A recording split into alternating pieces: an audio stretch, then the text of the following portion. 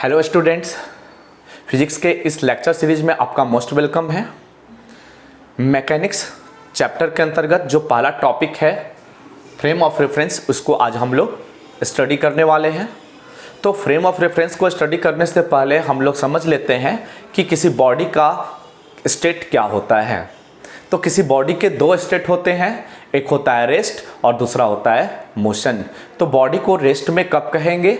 Body को rest में तब कहते हैं जब वो बॉडी किसी दूसरे रेफरेंस पॉइंट या किसी दूसरे बॉडी के रिस्पेक्ट में वो अपना पोजीशन नहीं बदल पाता हो, और for the given duration of time their position will be fixed, then that body is said to be in rest with respect to that body। लेकिन जब वही बॉडी किसी रेस्ट में यानी किसी फिक्स्ड बॉडी के रिस्पेक्ट में वो अपना पोजीशन बदलता हो तो वैसे बॉडी को हम मोशन में लेते हैं। वो फिक्स्ड बॉडी जो होना चाहिए, कोई बिल्डिंग होने चाहिए, कोई पेड़ होने चाहिए, कोई पोल होने चाहिए, तो वो कभी भी अपना पोजीशन नहीं बदल पाएगा। तो उसके रिस्पेक्ट में कोई भी बॉडी अपना अगर पोजीशन चेंज करता हो तो वैसे बॉडी को हम मोशन के रूप में कहते हैं। जैसा कि एग्जाम्पल के रूप में समझ सकते हैं कि एक कार है जो अभी पोजीशन ए पर है, और वो पोजीशन हमें प्राप्त करने के लिए हमें एक रेफरेंस पॉइंट कंसिडर करना पड़ा जो एक ट्री का पॉइंट था। ये ट्री रेस्ट की स्थिति में है, तो इस ट्री के रिस्पेक्ट में ये बॉडी जो है ए पोजीशन पर है। सपोज दैट ओ से ए की दूरी सपोज xi है।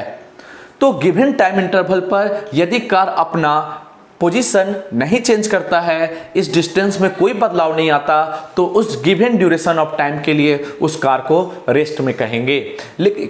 लेकिन जब वही कार पोजीशन ए से पोजीशन बी की ओर आता है और ए से बी आने में उसको कुछ टाइम इंटरवल डेल्टा टी समय खर्च करता है, तो वैसे स्थिति में हम ये देख पाते हैं कि इस ट्री के रिस्पेक्ट में ये कार अपना पोजीशन चेंज कर रहा है। तो ऐसे कार को इस गिवन टाइम इंटरवल के लिए मोशन में कहेंगे। तो किसी बॉडी का दो स्टेट, वो हो गया रेस्ट और दूसरा हो गया मोशन। तो हम अपने यूनिवर्स में जब किसी बॉडी के स्टेट के बारे में बात करें तो जो बॉडी का जो स्टेट होता है वो ऑब्जर्वर पर डिपेंड करेगा। तो यदि हम ऑब्जर्वर के रूप के दृष्टिकोण से देखें तो मोशन दो तरह के हो सकते हैं, एक एब्सोल्यूट और दूसरा रिलेटिव। तो एब्सोल्यूट मोशन प्राप्त करने के लिए हमें जो रेफरेंस पॉइंट होना चाहिए वो रेफरेंस पॉइंट हमेशा फिक्स्ड होना चाहिए, वो कभी भी चेंज ना करे, चाहे वो हम कहीं से भी उसको मेजर करें। तो हमारे यूनिवर्स में कोई भी ऐसे ऑब्जेक्ट नहीं है, कोई भी ऐसे पार्टिकल, कोई भी ऐसे पोजीशन नहीं है जो रेस्ट में हो। एनीथिंग इज मूविंग, यानी यूनिवर्स में सारे चीज मूव कर रहे हैं, तो कोई चीज रेस्ट में ना होने की वजह से तो एब्सोल्यूट मोशन नाम की कोई चीज नहीं होगी, यानी कि हम लोग एब्सोल्यूट मोशन की परिकल्पना नहीं कर सकते हैं। तो ये एक इमेजिनरी थिंग है, एब्सोल्यूट मोशन सिर्फ एक इमेजिनेशन की चीज है। लेकिन अगर हम बात करें तो रिलेटिव मोशन, जितने भी मोशन होंगे वो सारे रिलेटिव मोशन होंगे, क्योंकि यूनिवर्स में सारे चीज मूव कर रहे हैं। तो हम किसी बॉडी के मोशन को लेंगे किसी दूसरे के रिस्पेक्ट में तो वो सारे रिलेटिव होंगे। तो इस तरह किसी बॉडी के या किसी पार्टिकल के पोजीशन को लोकेट करने के लिए हमें एक रेफरेंस पॉइंट की रिक्वायरमेंट होती है। वो रेफरेंस पॉइंट हम लोग फ्रेम ऑफ रेफरेंस के रूप में कंसीडर करते हैं। तो सवाल ये उठता है, प्रश्न ये उठता है कि फ्रेम ऑफ रेफरेंस किस रूप में लिया जाए। तो फ्रेम ऑफ रेफरेंस इस रूप में लिया गया जो सर्वमान्य हो, यानी कि जिसे हम सरलतम रूप में यूज कर सके और फ्रेम ऑफ रेफरेंस के सारे गुण उस सिस्टम में मौजूद हो, तो वैसे सिस्टम को हम लोग फ्रेम ऑफ रेफरेंस के रूप में कंसीडर करते हैं, जिसको हम जनरली कार्टेशियन कोऑर्डिनेट सिस्टम के रूप में लेते हैं। कार्टेशियन कोऑर्डिनेट सिस्टम जो होता है वह 3 एक्सिस से मिलकर बना होता है, एक्स, वाई और जेड एक्सिस। तीनों एक्सिस एक दूसरे पर परपेंडिकुलर होते हैं, जिसको हम इस तरह दर्शा सकते हैं।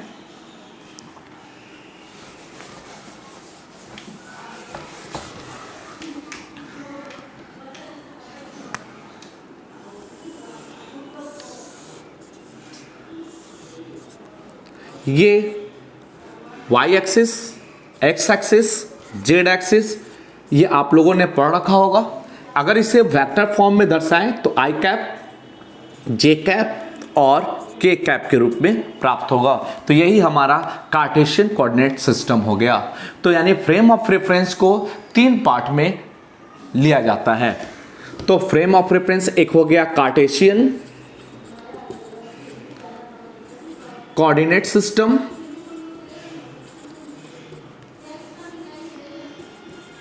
दूसरा हो गया सिलेंड्रिकल कोऑर्डिनेट सिस्टम और तीसरा हो गया एस्फेरिकल कोऑर्डिनेट सिस्टम। तो जनरली हम लोग कार्टेशियन कोऑर्डिनेट सिस्टम यूज करेंगे। तो फ्रेम ऑफ रेफरेंस की चर्चा करने के लिए कुछ एक एग्जांपल लेते हैं। सपोज ये हमारा स्पेस वैकेंट है, इसमें कोई पार्टिकल p प्रेजेंट है। अब इस स्पेस में p पार्टिकल का हमें पोजीशन लोकेट करना हो तो p पार्टिकल के पोजीशन को लोकेट करने के लिए हमें एक रेफरेंस पॉइंट कंसीडर करना होगा। वो रेफरेंस पॉइंट ऑरिजिन होता है 3 डायमेंशनल कोऑर्डिनेट एक्सिस सिस्टम का। वो कहीं भी इसके सराउंडिंग में ले सकते हैं। तो सपोज ये x, y और ये z एक्सिस को दर्शा रहा है और इसका ये ऑरिजिन O हो गया। अब इस ऑरिजिन को इस पॉइंट से ज्वाइन कर देंगे तो ये हमें पोजीशन वेक्टर के रूप में प्राप्त हो जाएगा। तो इसका जो कोऑर्डिनेट हमें प्राप्त हुआ, सपोज x, y, z प्राप्त हुआ इस p पॉइंट का with the given reference coordinate axis system, then we can write OP vector is equal to xi cap plus yj cap plus zk cap. तो ये हमारा पोजीशन वेक्टर हो गया p point का with respect to origin O। ये ही origin O है, reference point कहलाएगा for the given point P in the given space. तो इस तरह किसी भी पॉइंट के लोकेशन को प्राप्त करने के लिए हमें 3 dimensional coordinate axis system draw करना पड़ता है, जिसका ऑरिजिन एक रेफरेंस पॉइंट होगा और उस ऑरिजिन से उस पॉइंट को ज्वाइन कर देंगे तो उस पॉइंट का हमें पोजीशन वेक्टर इस आई कैप, जे कैप और के कैप के रूप में प्राप्त हो जाएगा। अब हम लोग समझते हैं कि फ्रेम ऑफ रेफरेंस कितने तरह के होते हैं। तो फ्रेम ऑफ रेफरेंस मूलतः 2 तरह के होते हैं।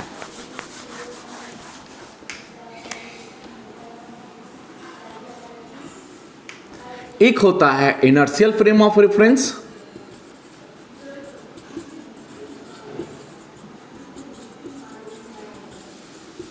और दूसरा होता है non inertial frame of reference.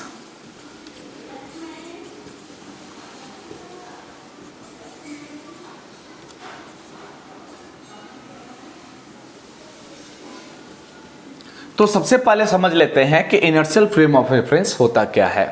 Inertial frame of reference के लिए जितने भी न्यूटन्स के लॉ हैं सारे वैलिड हैं। All Newton's law are valid. लेकिन अगर हम बात करें नॉन इनर्शियल फ्रेम के लिए तो न्यूटन्स लॉ जो होते हैं वो इनवैलिड होते हैं।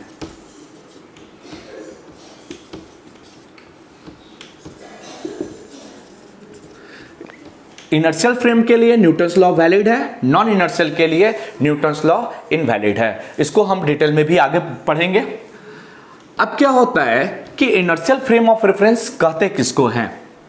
यदि हम किसी बॉडी के पोजीशन को लोकेट कर रहे हैं, उसकी पोजीशन को लोकेट करने के लिए अगर हम जो फ्रेम ऑफ रेफरेंस कंसिडर किए हैं वो फ्रेम ऑफ रेफरेंस यदि रेस्ट में हो या कांस्टेंट वेलोसिटी से नॉन एक्सेलरेटेड मोशन में हो तो वैसे फ्रेम ऑफ रेफरेंस को हम लोग इनर्शियल फ्रेम ऑफ रेफरेंस कहेंगे।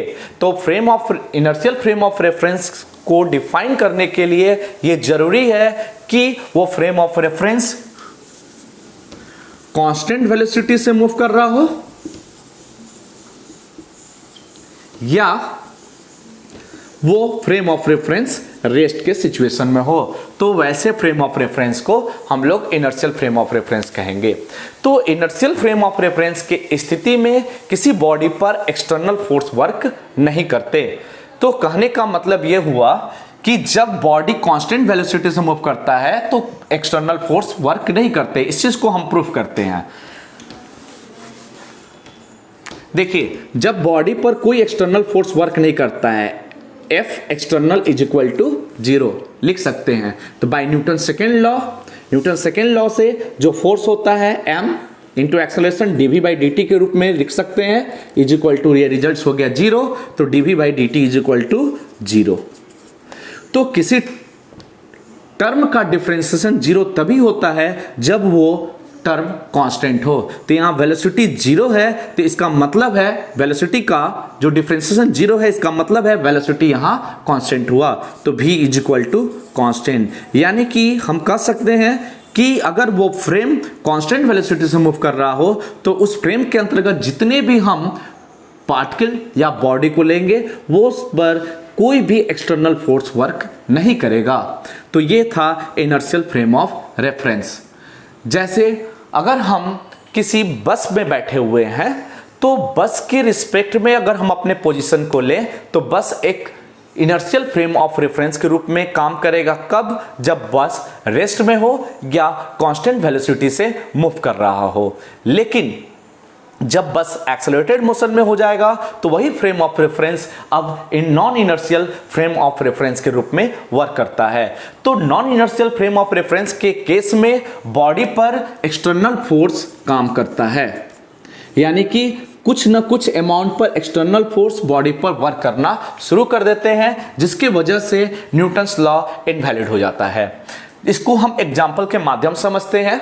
जैसे जब हम बस पे बैठे हुए हैं और बस का जो लोकेशन है, बस को जो है वो हम इनर्शियल फ्रेम ऑफ रेफरेंस के रूप में ले रहे हैं जब वो रेस्ट में था। लेकिन जैसे ही बस चलना शुरू हो जाता है तो बस एक्सेलरेटेड मोशन में हो जाता है, तो वो frame of reference accelerated motion में हो गया। और जब frame of reference accelerated motion में होता है तो हम ये देख पाते हैं कि हम जब बैठे हुए हैं तो आगे की ओर झुक जाते हैं। तो आगे को झुकना ये रिप्रेजेंट करता है कि उस बॉडी पर एक्सटर्नल फोर्स वर्क कर रहा है जो बॉडी को आगे की ओर, यानी बॉडी जो है वो मोशन के डायरेक्शन के अलोंग झुक जाता है, यानी कि मोशन के डायरेक्शन के अलोंग उस बॉडी पर एक्सटर्नल फोर्स कार्य करने लगते हैं। तो ऐसे मोशन को, ऐसे बॉडी को हम लोग non inertial frame of reference के रूप में कंसीडर कर सकते हैं। तो what is non inertial frame of reference? तो non inertial frame of reference उसको कहते हैं कि किसी बॉडी के पोजीशन और लोकेशन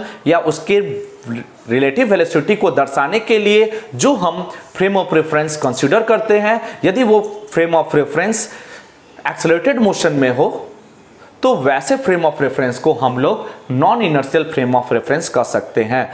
ये non inertial frame of reference के लिए बॉडी रोटेट भी कर सकता है, यानी फ्रेम ऑफ रेफरेंस अपने एक्सिस पर रोटेट भी करता हो एक्सेलरेटेड मोशन में या लीनियर मोशन में एक्सेलरेट करता हो, तो वैसी स्थिति में वैसे फ्रेम ऑफ रेफरेंस को हम लोग non inertial frame of reference कहते हैं। दूसरे एग्जांपल के माध्यम से समझ लेते हैं। यदि हम लिफ्ट की एग्जांपल के को लेकर चले तो अगर लिफ्ट रेस्ट में है, उसमें मौजूदा व्यक्ति रेस्ट में है, तो लिफ्ट जो है अगर फ्रेम ऑफ रेफरेंस के रूप में कंसीडर किया जाए तो वो इनर्शियल फ्रेम ऑफ रेफरेंस में होगा।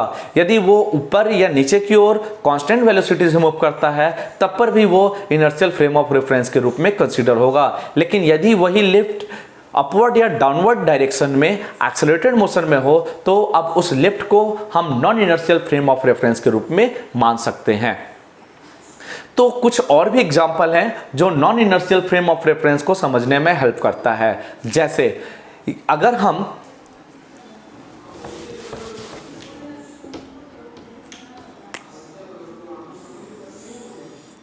अर्थ की बात करें, सपोज ये अर्थ है, तो अर्थ के सराउंडिंग में सैटेलाइट रिवॉल्व करते हैं। सपोज ये सैटेलाइट हो गया। अब क्या होता है, तो सैटेलाइट एक non inertial frame of reference का सुटेबल एग्जाम्पल है। क्यों? क्योंकि सैटेलाइट जो होता है अर्थ के चारों तरफ सेंट्रिपिटल एक्सेलरेशन से, यानी उससे अर्थ के सेंटर की तरफ सेंट्रिपिटल एक्सेलरेशन वर्क करते हैं और उसी सेंट्रिपिटल एक्सेलरेशन से सैटेलाइट अर्थ के चारों तरफ रिवॉल्व करता है। तो ये एक्सेलरेटेड मोशन में है, तो इसको हम non inertial frame of reference के रूप में कंसीडर कर सकते हैं। लेकिन अब हम लोगों ने ये पहले पढ़ा कि non inertial frame of reference के केस में जो एक्सटर्नल फोर्स होते हैं उस बॉडी पर कार्यरत होते हैं, यानी कि कोई जो बॉडी पर जो भी फोर्स लग रहे हो उसके अतिरिक्त अलग से फोर्स काम करना शुरू कर देता है जब body non inertial frame of reference के रूप में हो। तो जैसे हम ये बात करते हैं सैटेलाइट की, सैटेलाइट में मौजूदा व्यक्ति, सैटेलाइट में यदि कोई पर्सन है और वो पर्सन अपने आप को वेटलेसनेस की स्थिति में पाता है, इसका कारण क्या है? तो देखिए, उस पर्सन पर एक सेंट्रिपिटल फोर्स काम करेगा और ये बॉडी एक्सेलरेटेड मोशन में है, यानी ये non inertial frame of reference के रूप में हो गया। तो इस पर एक अतिरिक्त फोर्स वर्क करना शुरू करता है जिसको हम सूडो फोर्स के रूप में लेते हैं, जो इस फोर्स के डायरेक्शन के अपोजिट होता है और इस फोर्स को वो बैलेंस कर देता है, जिसके वजह से उस पर्सन पर लगने वाला जो फोर्स होता है वो नेट फोर्स 0 हो जाता है। वो फोर्स हम लोग सूडो फोर्स सेंट्रीफ्यूगल फोर्स के रूप में ले सकते हैं। तो सेंट्रिपिटल फोर्स यहां सेंट्रीफ्यूगल फोर्स के द्वारा बैलेंस हो जाता है जब वो एक्सेलरेटेड मोशन में होता है। तो वैसी स्थिति में वो बॉडी जो होगा, यानी वो पर्सन जो होंगे, वो वेटलेसनेस के सिचुएशन में प्राप्त करते हैं। तो इस तरह कुछ इंफॉर्मेशन जो इनर्शियल और non inertial frame of reference के रिगार्डिंग थी वो कंप्लीट हो गया। अब आशा रखते हैं कि ये टॉपिक आपको बहुत अच्छे से समझ में आया होगा। यदि आपको टॉपिक समझ में आया तो हमारे वीडियो को लाइक, सब्सक्राइब और शेयर जरूर से जरूर करें। Thank you.